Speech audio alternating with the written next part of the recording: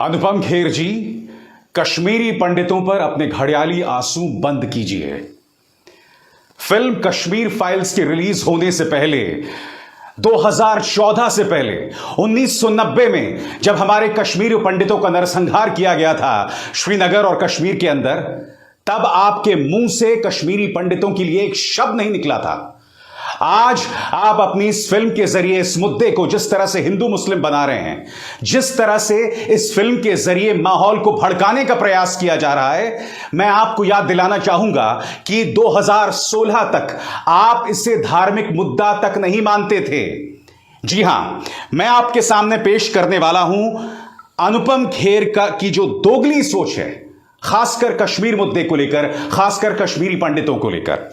इनका बयान, समस्या कश्मीरी पंडित और मुसलमान नहीं है, हम सालों से शांतिपूर्ण तरीके से रहे हैं, समस्या राजनेता है मेरे दोस्त। ये इनका अपना बयान है और तारीख देखिए 3/9/2011 को यह बयान दिया था अनुपम खेर ने। दूसरा बयान देखिए, मैंने जो कश्मीरी हिंदुओं पर बयान दिया है, आपका लेखक इसे हिंदू मुस्लिम का मुद्दा बना रहा है, जो कभी नहीं था।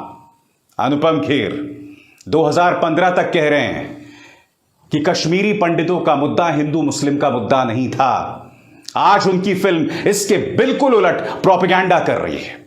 आगे देखिए, कोई यह कह रहा है, यह ना भूलें कि कश्मीरी मुसलमानों को भी 90 के दौर में बेतहाशा दर्द से गुजरना पड़ा था।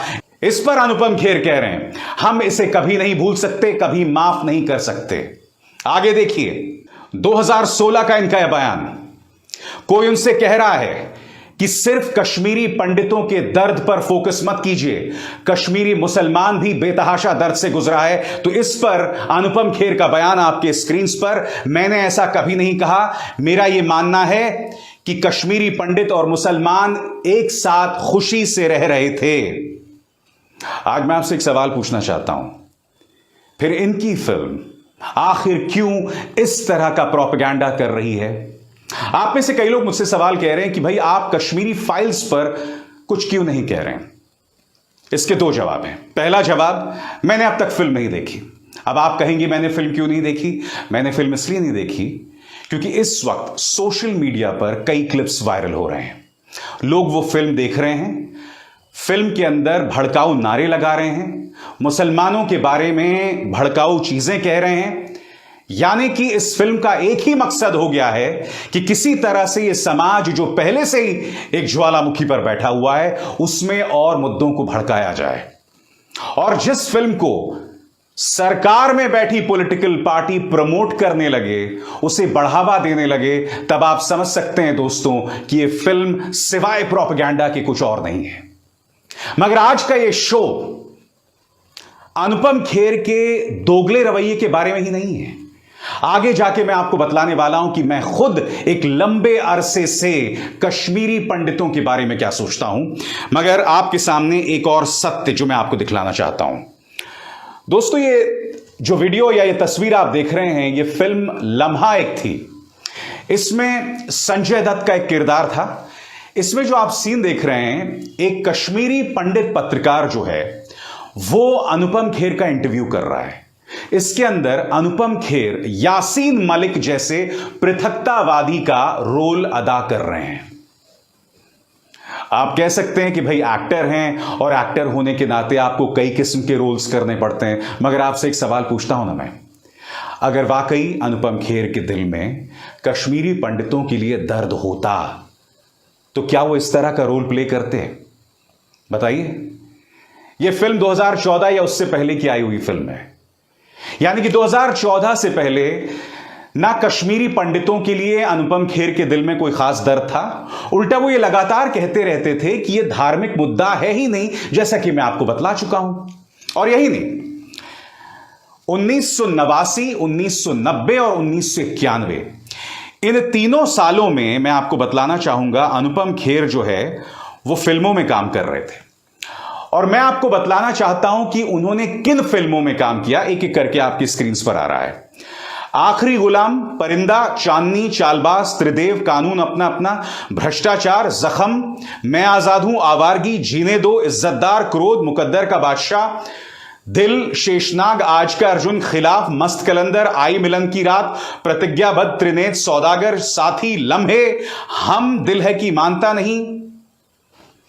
यानी कि इन तमाम फिल्मों में ना कश्मीरी समस्या का जिक्र था, ना कश्मीरी पंडितों के दर्द का जिक्र था। अनुपम खेर की सियासत बहुत स्पष्ट है दोस्तों। वो अमेरिका में जाके फिल्में करते हैं, सीरियल्स करते हैं, उनकी कमाई वहां से भी हो रही है। उनकी पत्नी चंडीगढ़ से सांसद है, उन्हें कोई प्रॉब्लम नहीं है। मगर आज की तारीख में एक ऐसी फिल्म को समाज पर बर्पा कर देना जो कश्मीरी पंडितों के दर्द का आंशिक चेहरा पेश कर रही है, आंशिक तस्वीर पेश कर रही है, और उस फिल्म के जरिए सिर्फ और सिर्फ समाज में नफरत फैलाया जा रहा है और कुछ नहीं। मैं जानना चाहता हूं क्यों। मैं आपसे यह जानना चाहता हूं अनुपम खेर जी, आपने अपने तेवर क्यों बदल लिए?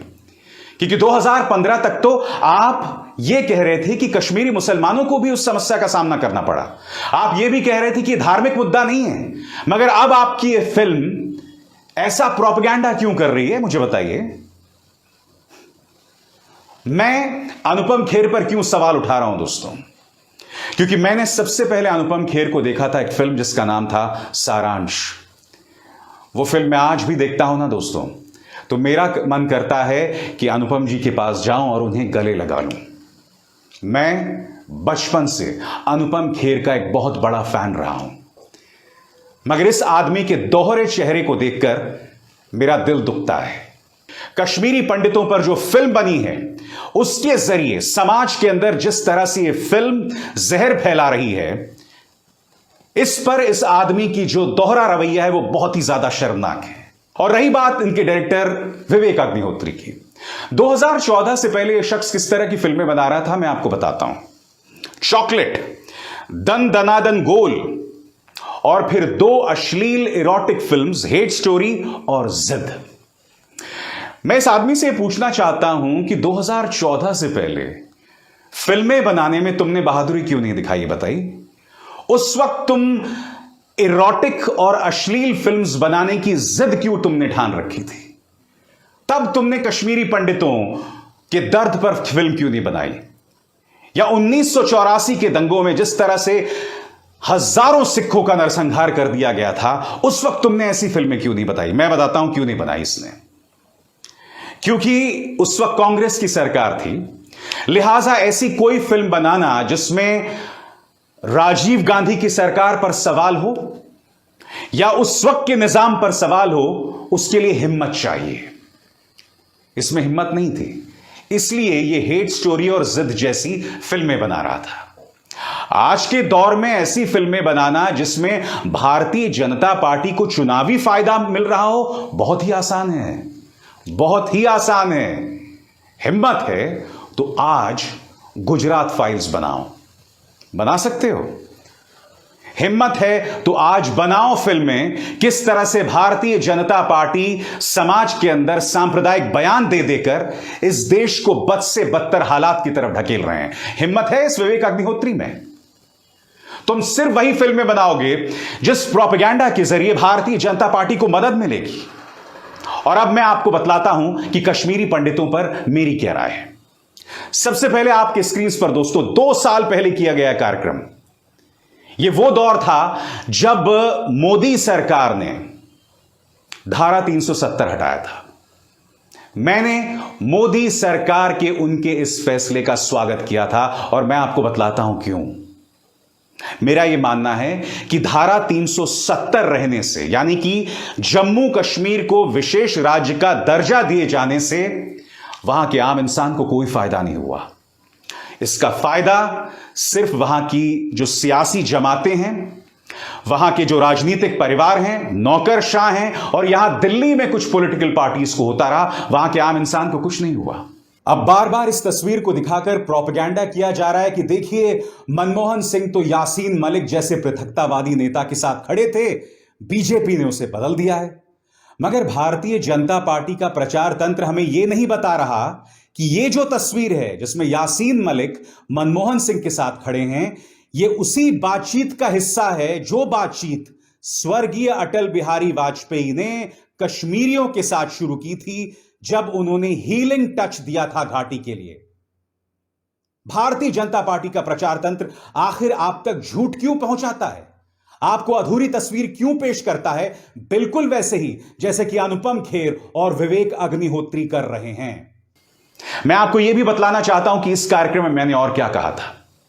मैंने यह बताया था कि 1987-88 का दौर, वहां पर चुनाव होते हैं, उन चुनावों में बड़े पैमाने पर धांधली होती है नेशनल कॉन्फ्रेंस के पक्ष में, फारूक अब्दुल्ला के पक्ष में। इससे नाराज होकर कई कश्मीरी सीमा पार करके पाकिस्तान चले जाते हैं, जिसमें यह शख्स सैयद सलाहुद्दीन भी था। यह आतंकवादी बन जाता है और उसके बाद कश्मीर में आतंकवाद का एक दौर तेजी से शुरू हो जाता है। 90 के दशक में हालात बेकाबू हो जाते हैं और यह वो दौर है दोस्तों जब विश्वनाथ प्रताप सिंह प्राइम मिनिस्टर थे, जगमोहन वहां के राज्यपाल थे और विश्वनाथ प्रताप सिंह की सरकार में भारतीय जनता पार्टी थी। हालात वहां बिगड़ रहे थे और इसकी शुरुआत कब हुई थी? जब 1987-88 में चुनावी धांधलियां हुई थी और एक के बाद एक जब हालात बिगड़ते गए तो कश्मीरी पंडितों पर अत्याचार बढ़ा, कश्मीरी पंडितों पर बेतहाशा अत्याचार बढ़ा। और फिर 90 के दशक में, जनवरी 90 में वहां पर राष्ट्रपति शासन लगा दिया गया जो 6 साल तक चला, 6 साल तक चला। आज मैं सवाल पूछना चाहता हूं अनुपम खेर से, आपकी फिल्म में इस बात का जिक्र क्यों नहीं किया गया जब 1990 में कश्मीरी पंडितों पर अत्याचार हो रहा था, तब लालकृष्ण आडवाणी राम रथ यात्रा क्यों निकाल रहे थे? तब उन्होंने एक रथ यात्रा क्यों नहीं निकाली जो श्रीनगर जाता? या फिर वो श्रीनगर क्यों नहीं गए कश्मीरी पंडितों के दर्द को लेकर, उनके मुद्दों को उठाकर? आखिर वो क्यों नहीं गए, बताइए। आखिर क्या वजह है कि उस वक्त आप पूरी तरह से खामोश थे? आखिर यह सवाल क्यों ना उठाया जाए कि 1990 में हालात जो बद से बदतर हुए, जिसकी जमीन 1987-88 से रखी जा रही थी जब राजीव गांधी की सरकार थी, मगर जब हालात बदतर हुए उस वक्त विश्वनाथ प्रताप सिंह प्राइम मिनिस्टर थे। मैं आपको बताता हूं कश्मीरी पंडितों को लेकर मेरा क्या नाता रहा है। दोस्तों, 90 के दशक में जब मैं कॉलेज में हुआ करता था तो मेरे कॉलेज के प्लेग्राउंड के बिल्कुल बीचों बीच एक बॉक्सिंग रिंग हुआ करती थी और उस बॉक्सिंग रिंग के नीचे हम तमाम यार दोस्त बैठ के बातें किया करते थे। मैं नहीं भूला हूं, सेकेंड ईयर में हमारे कॉलेज में सिर्फ 1 साल के लिए एक लड़का आया था जिसका पहला नाम तो मुझे याद नहीं था, मगर उसका सरनेम कांत्रू था। कांत्रू के मन में बेतहाशा नफरत थी। वो लगातार कहता था कि जब हम कश्मीरी पंडितों पर अत्याचार हो रहा था ना, तो हमारे जो मुस्लिम नेबर्स थे, हमारे जो मुस्लिम पड़ोसी थे, वो हमें बचाने नहीं आए। उसके अंदर बहुत ज्यादा नफरत थी। उस वक्त कश्मीरी पंडितों के साथ क्या हुआ था 1991-92 के दौर में, मुझे उसके जरिए पता चला था। फिर कई साल जब गुजरे, जब मैंने नौकरी शुरू की, तो मैं नहीं भूला हूं, जब मैं जी न्यूज में काम कर रहा था तो मेरे ऑफिस में एक लड़का था जिसका नाम था संजय काचरू। संजय काचरू के साथ मेरा बहुत हंसी मजाक भी हुआ करता था, मगर जब हम कभी कभी सीरियस हुआ करते थे तब वो अपनी दास्तानें हमें सुनाया करते थे, खासकर जो कश्मीरी पंडितों के साथ श्रीनगर में हुआ था। और फिर कई सालों बाद राहुल पंडिता एक पत्रकार हैं, उनकी एक किताब आई थी जिसका नाम था our moon has blood clots, यानी कि हमारे चांद में भी खून के थक्के हैं। राहुल पंडिता की किताब पढ़ के मैं और भी ज्यादा हिल गया, क्योंकि मेरी जो पुरानी यादें थी ना, मानो जख्म फिर से हरे हो गए, खासकर कश्मीरी पंडितों को लेकर। कश्मीरी पंडितों का क्या दर्द है मैं तो 1991-92 से जानता हूं। और जैसे कि मैंने बताया, आज से 2-3 साल पहले मैंने बाकायदा कार्यक्रम किया था जिसमें मैंने धारा 370 को हटाए जाने का समर्थन किया था। मगर मेरा आपसे सवाल कि अनुपम खेर जैसे लोग जो आपके सामने आंशिक सत्य पेश कर रहे हैं। अनुपम खेर जैसे लोग जिनका पहले कोई और राय थी, आज कुछ और राय है, वो कटघरे में क्यों नहीं है? क्योंकि वो तो सिर्फ अपनी फिल्म बेचना चाहते हैं। मगर जब आप फिल्म बनाते हैं तो उसके साथ एक नैतिक जिम्मेदारी होती है कि कहीं वो फिल्म समाज के अंदर तनाव ना पैदा करे, हमें दो फाड़ ना करे। ये फिल्म इस वक्त यही कर रही है। वो बेतहाशा चल रही है क्योंकि वो हमारे इमोशंस के साथ खेलती है। और मैं ये नहीं कह रहा हूं कि इस फिल्म में सत्य नहीं है। यकीनन जो कश्मीरी पंडितों के साथ होता हुआ दिखाया गया है इस फिल्म में, मेरे कई दोस्त, उनका यह कहना है कि हां ऐसा हुआ था और हुआ भी होगा। मगर मुझे आपत्ति फिल्म मेकर्स और अनुपम खेर के दोहरे मापदंड पर है, और उस दोहरे मापदंड का मैं विरोध करता हूं। मैं जरूर देखूंगा कश्मीर फाइल्स, मगर तब जब यह फिल्म टेलीविजन पर आ जाएगी। क्योंकि मेरा मानना है दोस्तों कि सिनेमा के अंदर जाके आपको एक फिल्म का लुत्फ उठाना चाहिए, मगर अगर उसी फिल्म के अंदर लोग एक दूसरे के बारे में गालियां देने लगे, एक समुदाय पर हमला करने लगे, या जहरीले बयानबाजी और नारेबाजी करने लगे, तो फिर उस फिल्म को देखने का क्या मतलब? इसलिए मैंने अब तक उस फिल्म को सिनेमा हॉल में नहीं देखा है, मगर देखूंगा जरूर। अभिसार शर्मा को दीजिए इजाजत। नमस्कार।